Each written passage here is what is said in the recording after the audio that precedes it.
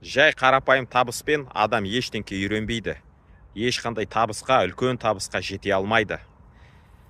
Жетістіктермен де ылғи өмірінде тек жетістіктер ғана болса, ол сізді ештеңкеге үйретпейді. Неге? Өйткені сен сүрінбедің, сен құламадың, сен қателеспедің.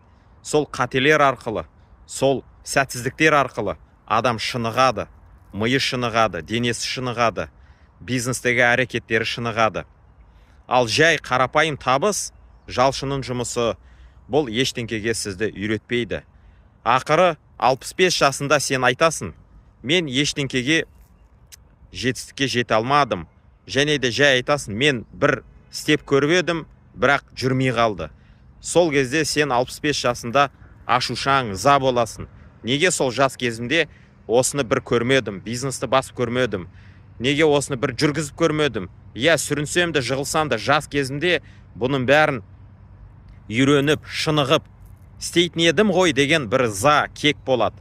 Сол үшін, құрметті досым, әзірде өзінің жасың келмей тұрып, бизнесті баста, менің командама қосыл, үйрен. Біздің бизнеста оңай емес, оңай жер ол ешқай жерде болмайды. Тек қана біздің үйретуімізбен жүрсен, көп нәрсе, көп қателіктен сен, көп қателіктерге бой алдыртпайсың, көп қателіктерді сен айналып өтесің. Іске сәт, ақылдасыңыздар, жасыңыздар маған, хабарласайық, кеңесейік, және де осындай мықты бизнес құруға шақырамын. Іске сәт.